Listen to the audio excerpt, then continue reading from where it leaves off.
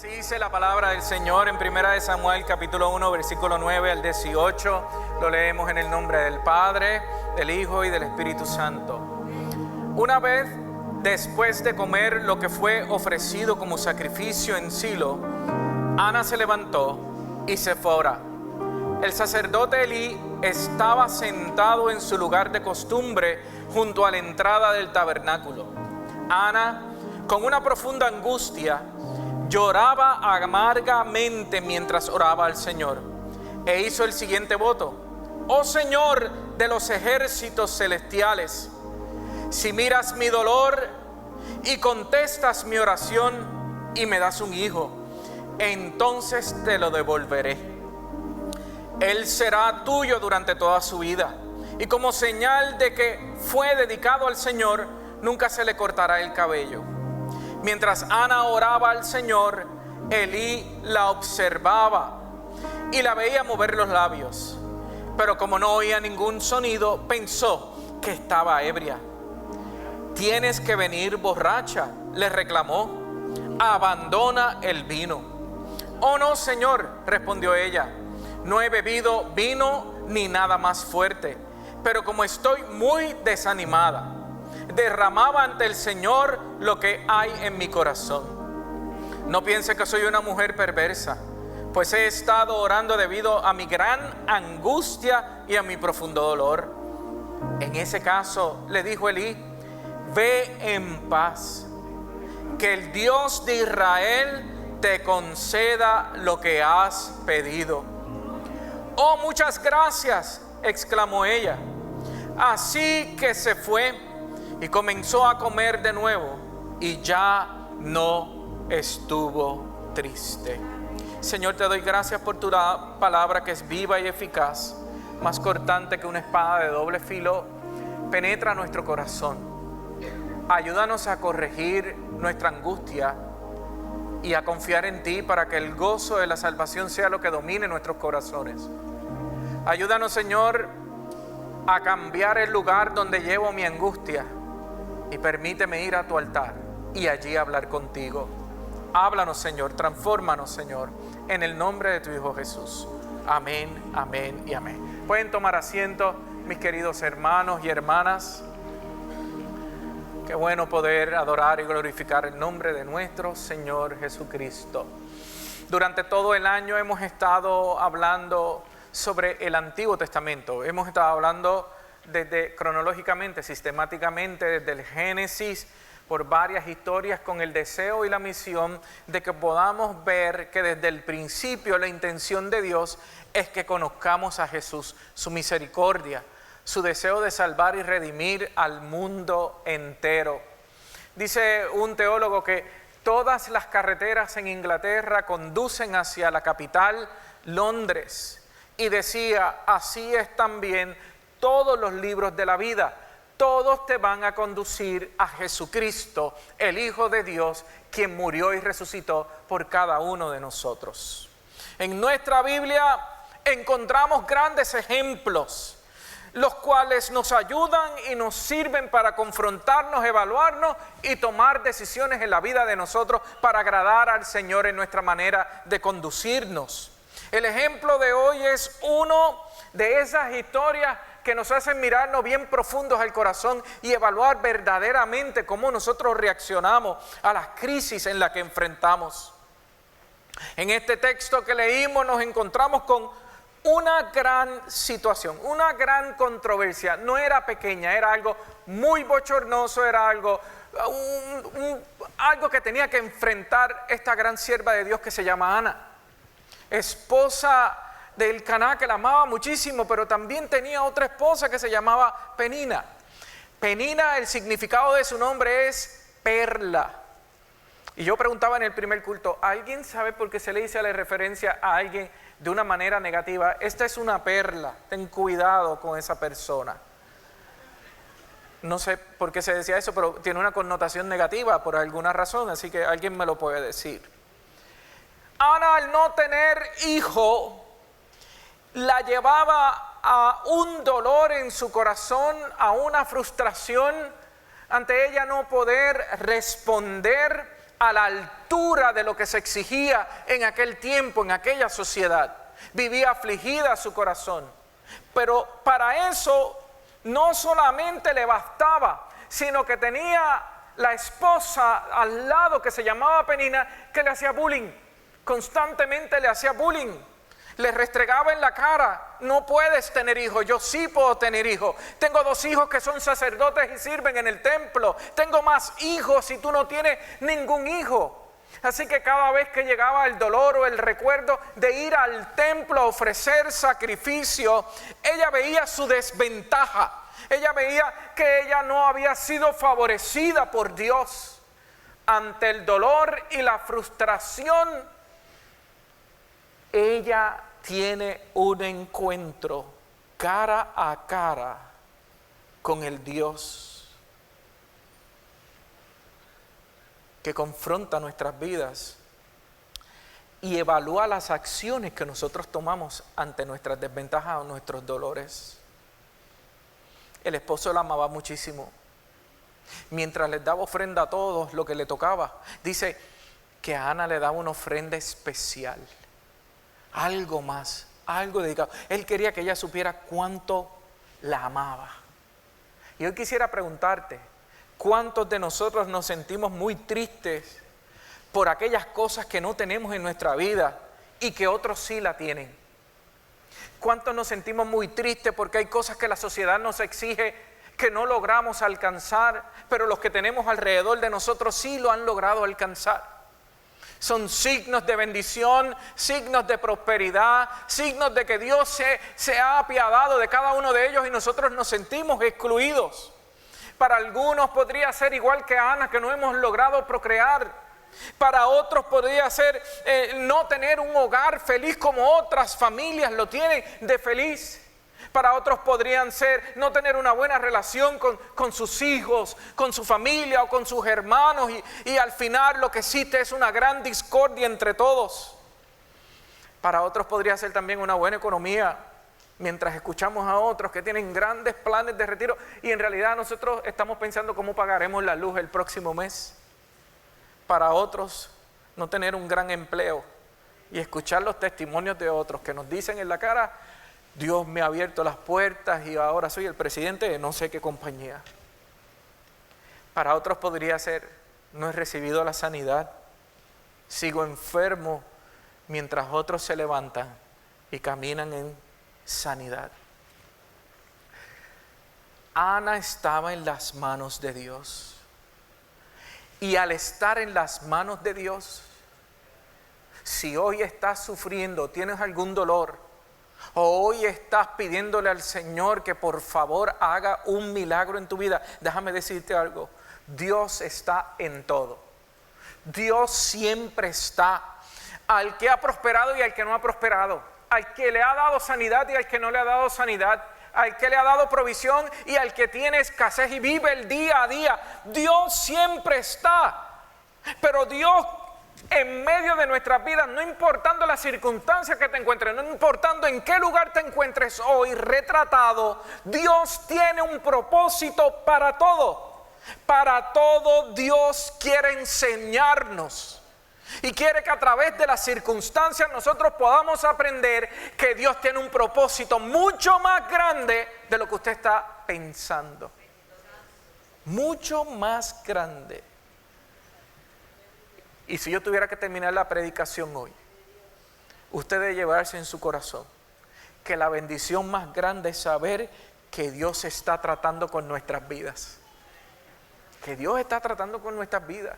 Sea en lágrimas, sea en humillación, sea en frustración, sea en dolor, Dios está tratando, y al estar en las manos del Señor es el lugar más seguro, es el mejor lugar para nosotros estar y escondernos. Hoy a lo mejor tú y yo estamos como Ana, donde tenemos una Penina al lado de nosotros, donde constantemente está haciendo bullying, donde se está entrando la fragilidad del ser humano para avergonzarlo, para ridiculizarlo. Querido hermano y hermana, los efectos del bullying, por si acaso usted es una persona que le encanta hacer bullying, es crear miedo, es crear que la gente se sienta estresada continuamente, es crear depresión, donde la gente entra en ansiedades. Querido hermano, si usted es uno de esos, no se deje utilizar por el enemigo. Que sus bendiciones no sean utilizadas para maltratar el corazón del que está enfrentando una realidad.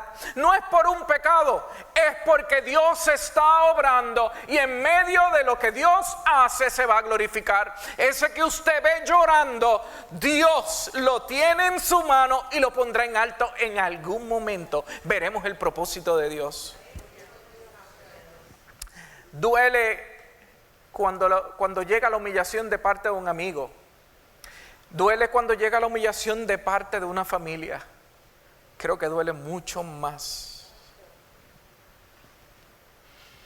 Y en esos momentos donde está la humillación y la fragilidad, tomamos decisiones equivocadas. Como al principio Ana tomó sus decisiones equivocadas. Comenzó a llevar su lamento, su tristeza a todo lugar donde iba. Todo el mundo se enteraba que ella estaba sufriendo. Todo el mundo veía que no comía. Todo el mundo veía que ella no se alimentaba. Todo el mundo veía que ella andaba con la cabeza abajo. ¿Qué beneficios traen a nuestro corazón actitudes como esta? Vivir de amargura en amargura. Vivir con la cabeza abajo, vivir pensando que esto es lo último que me sucederá. Te hago esta pregunta: si hoy vives en esa amargura, ¿te está ayudando a resolver tu problema? En la quejaera continuamente, en el darnos penas nosotros mismos. Job, capítulo 7, versículo 11, dice de la siguiente manera: por lo que a mí me toca, no guardaré silencio. La angustia de mi alma me lleva a hablar. La amargura en que vivo me obliga a protestar. En medio del sufrimiento más grande llega el momento donde digo: se acabó. No voy a seguir en esta. Yo voy a presentar, yo voy a hablar, yo voy a gritar, yo voy a hacer algo diferente. Yo voy a renunciar a la amargura y a la tristeza. Decido buscar a Dios a pesar de mi amargura. Yo lo voy a buscar. Yo voy a dar la batalla, pero tiene que haber un cambio en mi corazón y en mi mente. Hoy deseo renunciar. Las soluciones humanas es entristecerse y tomarse pena. Pero las soluciones de Dios son perfectas. Y hoy te confronto, y hoy me confronto, porque corremos peligro en mantener una vida de amargura y tristeza. Mira cómo le dice el esposo. Primera de Samuel, capítulo 1, versículo 8. Ana, ¿por qué lloras?, le preguntaba a su esposo. ¿Por qué no comes? Te estoy dando la mejor comida, la mejor ofrenda. ¿Por qué estás desanimada? Solo, mira cómo él minimiza la situación. Solo porque no tienes niños, ¿no estás viendo todas las otras bendiciones? Viene y le dice algo bien importante. Esposo, mire a su esposa y dígale: me tienes a mí.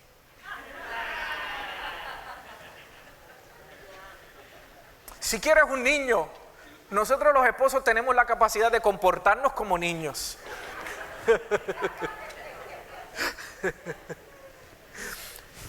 Vamos a lo serio. ¿Acaso no es mejor que tener 10 hijos? ¿Acaso no es más fácil? Cuando uno se encierra en uno mismo, en el dolor, en la depresión, tenga mucho cuidado, porque también le hace daño a la gente que lo ama alrededor de usted. Sea astuto. Déjese amar por esa provisión que Dios ha puesto en su lado.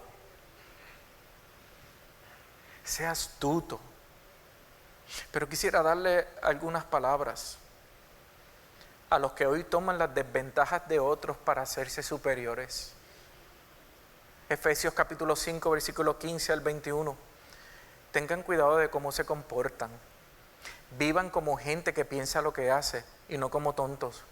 Aprovechen cada oportunidad que tengan para hacer el bien, porque estamos viviendo tiempos muy difíciles. Hay muchos lobos que se visten de oveja y en medio de nuestros dolores llegan a dar consejos que no son de Dios. Son oportunistas. Tenga discernimiento, aunque tenga el título que tenga o tenga el rango de santidad que tenga. Discierna. Más bien, no sean tontos, sino traten de averiguar qué es lo que Dios quiere que hagan. No se emborrachen, pues perderán el control de sus actos. Más bien, permitan que el Espíritu Santo, quien los llene y los controle. Cuando se reúnan, canten salmos e himnos y canciones espirituales. Si alguien de Dios viene a hablar a su círculo el fruto del Espíritu, los consejos siempre serán de perdón, de unidad, de reconciliación. Jamás un siervo de Dios critica, levanta falsos testimonios y trae diserción entre el pueblo de Dios. Disciernan, sean astutos. Ustedes que honran a Cristo deben sujetarse los unos a los otros. Palabra de Dios. Que nadie los engañe. Ana, cuando descubrió el poder de Dios y el cambio de actitud, en el capítulo 2 de Primera de Samuel hace una oración, hace un recital, hace un poema, hace una canción, como diferentes lo quieren describir. Y mire cómo dice el capítulo 2, versículo 3. Dejen de ser tan orgullosos y altaneros, no hablen con tanta arrogancia, pues el Señor es un Dios que sabe lo que han hecho y Él juzgará las acciones. Yo me imagino que cogió a Penina de frente y mientras hacía la oración la imaginaba y decía: déjame en paz, deja el orgullo, deja la prepotencia, porque Dios conoce, Dios habla, Dios no deja a sus siervos caer en vergüenza. Dios siempre va a poner el alto el hombre que busca a Dios en espíritu y en verdad y hace ridiculizar a los poderosos. Antes que nada, que sea conocido entre nosotros el fruto del Espíritu, que para mí es, y lo resumo, en humildad. Rick Warren decía: la humildad no es pensar menos en nosotros, es pensar más en Dios. Es estar concentrado en Dios y por Dios. El fruto del Espíritu no es prepotencia, ni es orgullo. Cuando veamos gente llena del Espíritu de Dios, jamás sacará sus bendiciones para restrayarlas de frente a la gente que está en escasez, sino al contrario, las utilizará para compartirlas y bendecirlo. Un amigo y alguien que admiro mucho, Danilo Montero, decía la semana pasada: la humildad es la puerta que nos conecta con Dios. Es un estado, es doblar las rodillas delante del Señor. Amado hermano, el Salmo 94, versículo 12, dice que Dios siempre va a corregir a sus santos. Bienaventurado el hombre a quien corrige el Señor y lo instruye en tu ley. Si estás errando en la manera en que estás haciendo, Dios siempre con amor, con cuerdas de amor y con sabiduría, corregirá el camino de cualquier siervo del Señor, no importando que su apellido sea Gigi Ávila. Lo hará el Señor. Un creyente que sabe pedir al Señor reconoce la flaqueza, la debilidad y sabe dónde ir para encontrarse con el Señor. Los recursos de Ana no le funcionaron. Era odio, era rencor, era humillación. Pero ella se le prende el bombillón y dice: ya he llorado por todo Silo, ya he llorado por todo Belén, ya he llorado por todas partes, pero ahora cuando sube al templo, luego que todo el mundo comió, yo voy a ir al altar a llevar mi queja delante del Señor. Ella cambió los recursos de la humanidad por los recursos de Dios. Ir allí a la presencia del Señor a llevar su oración en ruego con sinceridad. Alguien dijo: la oración cambia las cosas. A mí no me convence mucho eso. A mí me gusta más: la oración cambia a las personas. La oración nos cambia a nosotros. Ana llegó hasta allí, comenzó a orar, comenzó a entregarle todo su corazón, comenzó allí a ser sincera y decirle: no me pongas más en vergüenza, por favor, dame un hijo, pero al darte el hijo yo te lo voy a entregar por completo. Cuando llegó allí, el sacerdote la miró y le dijo: ¿qué pides? Ella le explica y él le da unas palabras de afirmación. Le dice: levántate y vete, que lo que le has pedido al Señor te lo va a conceder. Hermanos, es tiempo de ahorrar amargura. Es tiempo de ahorrar lágrimas. Es momento de ir a la presencia del Señor y allí frente a Él entregar todo nuestro dolor, todo lo que nos ha separado por tiempo, donde Dios quiere que vivamos en alegría y en paz, aún en medio de la escasez. Podamos confiar que Dios provee todo lo que necesitamos. Penina podía tener 10 hijos, pero el hijo de Ana era la respuesta de Dios para llevar un juez justo ante un pueblo que estaba viviendo una moral muy baja. Ana tenía que entender que lo que había en aquel vientre era la santidad de Dios, la provisión de Dios. Ana tenía que entender que él no iba a ser su hijo, sino que iba a ser el hijo de todo aquel pueblo. Cuando Dios hace las cosas, las hace más poderosas de lo que podemos entender. Pero para que eso suceda en medio de nuestra vida, Dios tomará su tiempo para que nosotros entendamos. Amada iglesia, amado hermano, estar en la presencia de Dios y entregar todas nuestras cargas es lo mejor. Todo lo que Ana hizo fue orar a Jehová con sinceridad. Le dijo por qué lloraba, por qué se sentía defraudada de él. Y después de orar, y después de ser sincera, le dijo al Señor: lo que me des es tuyo y lo voy a consagrar para ti. Hizo un voto. Un dato curioso: Ana llegó en ayunas a aquel altar. El ayuno no lo provocó la confianza en Dios. El ayuno lo provocó la humillación, la angustia y el dolor. Pero yo te garantizo algo: que la próxima vez que fue a llevar a su hijo, luego de destetarlo y entregárselo al Señor, llegó en un ayuno santo y agradable y correcto delante del Señor. Confiemos en el Señor. Confiemos en el Señor. Leas el capítulo 2. Cuando salga de aquí, le hace la oración. El versículo 1 dice: mi corazón se llena de alegría, mi corazón se alegra. El Señor me ha fortalecido. Ahora tengo una respuesta para mis enemigos. Me alegro porque tú me rescataste. Cuando Ana salió de aquel altar, que cambió su actitud, dice que se limpió, que comió y que fue y que gozó. No salió ni con 3, ni con 6 meses, ni con 2 semanas de embarazada de allí.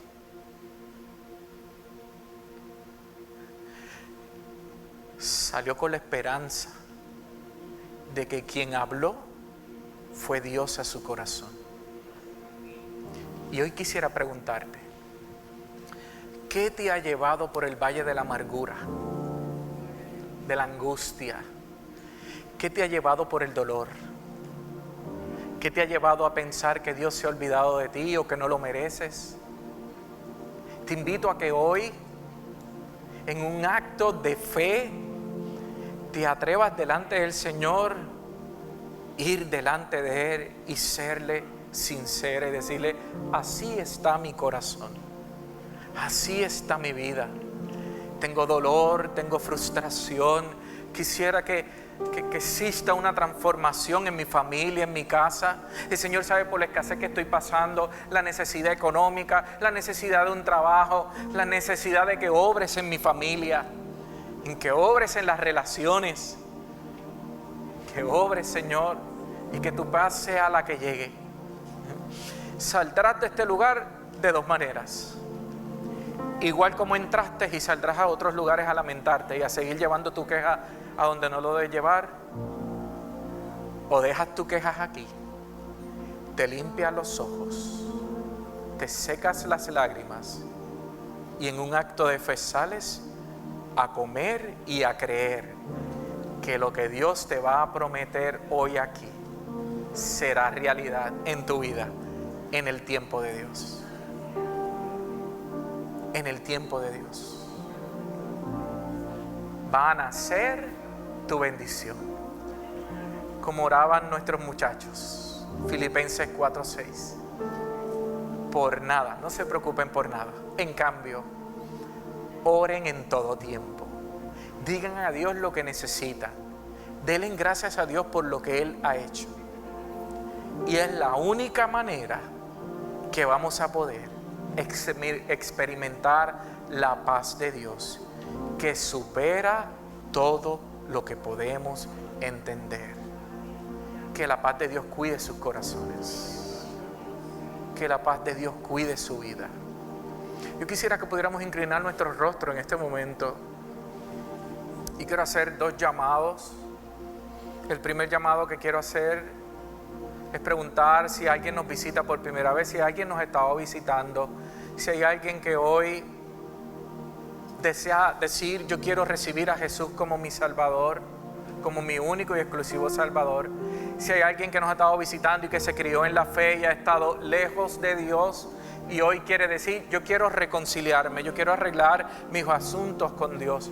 Habrá alguien que con tan solo levantar su mano es un momento de confesión delante del Señor. Alguien que con valentía ha sentido que el Espíritu de Dios le ha hablado, que hay una paz que sobrepasa todo entendimiento. Habrá alguien que hoy desea decir: Señor, sé mi Salvador. Cambia mi angustia, cambia mi dolor, cambia mi vida, cambia, Señor, mi destino. Gracias, Señor. Gracias, Señor. Segundo llamado, le hablo a la iglesia. Iglesia, si la amargura ha tomado control de tu vida, si el dolor, si la escasez te ha llevado a pensar que eres menos, hoy Dios quiere decirte que Él ha escuchado tu clamor, que Él ha entendido tu frustración, que hay propósito de Dios en lo que has vivido y en lo que estás pasando. Pero hoy Dios te invita a que confíes, a que con sinceridad le digas lo que deseas, lo que anhelas, porque Él promete que hará mejor de lo que podemos entender. Él va a contestar la oración mejor de lo que tú has creído. La provisión de Dios será lo mejor que ocurrirá en tu vida. Su amor, su gozo, su alegría, el deseo de vivir, el deseo de servirle, será lo que comenzará a dominar tu corazón y cambiará tu manera de vivir. La cambiará. Y yo te invito, iglesia, a que nos pongamos sobre nuestros pies. El altar se abre. Cualquiera que necesite oración, cualquiera que necesite venir al altar y decirle: aquí entrego mi vida pasada, aquí entrego las soluciones humanas, aquí vengo en un acto de fe a decirte: yo entrego todo. ¿Usted sabe lo que usted va a recibir en este altar? Es una voz del Espíritu que te va a decir: Vete tranquilo, que el Dios de Israel te va a conceder lo que has pedido. Vete tranquila, familia, vete tranquila, porque Dios va a conceder lo que tanto has anhelado. Tu hijo, tu hija, tu familia, tus relaciones, tu provisión vienen de Dios. Y mientras entonamos esta alabanza, usted puede pasar por aquí, usted puede pasar por el salón de oración, pero no te vayas de este lugar sin decirle al Señor. Puede ser que tenga muros que estén rodeando mi vida, pueden ser que creo que voy a caer, pero yo estoy confiado en el Señor. ¿Qué tal si lo hacemos cantando al Señor? Pero no salgas de este lugar como entraste. Y ese cambio lo puedes hacer dando un paso al frente y diciendo: aquí está mi queja en el altar de Dios.